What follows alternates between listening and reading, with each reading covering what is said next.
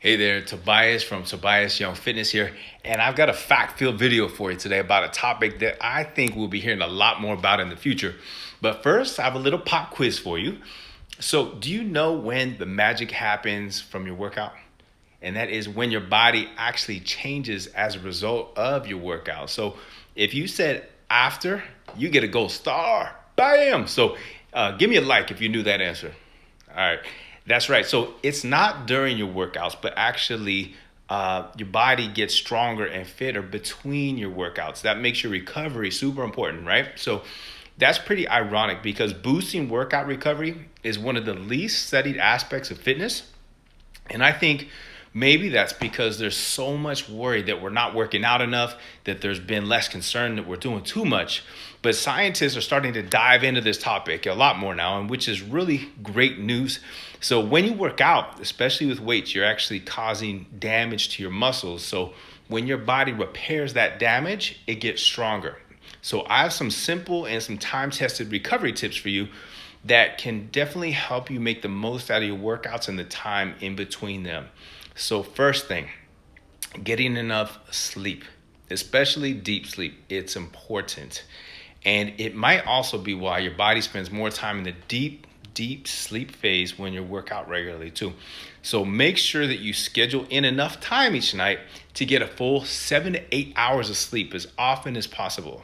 And if you need help with improving your sleep, whether you need to get more of it or just improve the quality of your sleep that you do get, then you definitely need to check out my ebook, Supercharge Your Sleep. You can go to my Facebook page and I have a link to it right there on my page. So, but what else can you do to make the most out of your recovery? So here's some other ideas that you can do. So my second tip is going to be to eat enough protein because it forms the building blocks of your muscles. I'm not talking about eating these huge, big protein-rich meals, every single meal, but in fact, your body can only process so much protein at a time. So it's better to have smaller amounts over the course of the day.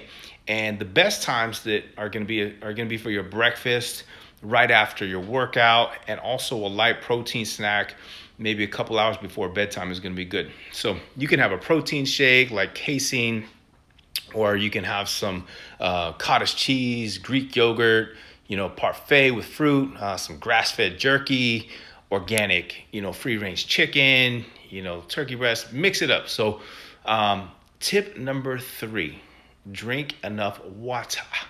So make sure to drink at least half of your body weight in ounces every single day. And that's going to keep your muscles, supple, and it's going to boost your body's ability to repair itself. So the water that you drink during your workouts, though, that doesn't count towards this number. So if you weigh 140 pounds, you'd want to get at least 70 ounces of water a day and more when you exercise. So here's one way to keep track. So you get a 20-ounce water bottle, and then you're going to put one rubber band around it for how many times that you need to fill it up, to get your water quota for the day. So again, let's just say you weigh 140 pounds. That means that you have to drink around 4 bottles, right? So if you put 4 rubber bands like around the water bottle, every time that you finish the water bottle, what you do is you would take the rubber band off. And so that's a pretty cool way to get your water in, right? So tip number 4 for you. So skip the post-workout beer, fellas. So research shows that alcohol can get in the way of your body's ability to recover. Plus, it can mess up with your deep sleep. So just say no to that. All right. Tip number 5 is try foam rolling. So using a foam roller is a good form of like self-massage, and it can help ease knots in your muscles and your fascia, which is your body's connective tissue.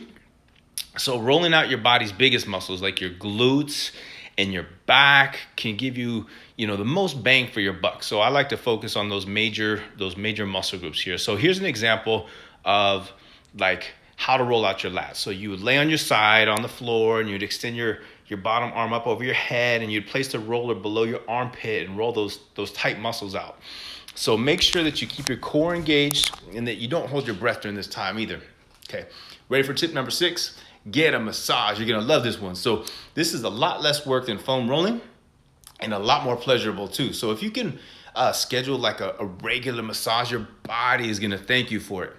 Plus, your massage therapist might be able to tell you if there's any like spots on your body that you need to spend more time on with the foam roller, which is always a good thing. So you can really hone in on that. So tip number 7, this one has to do with taking rest and recovery days.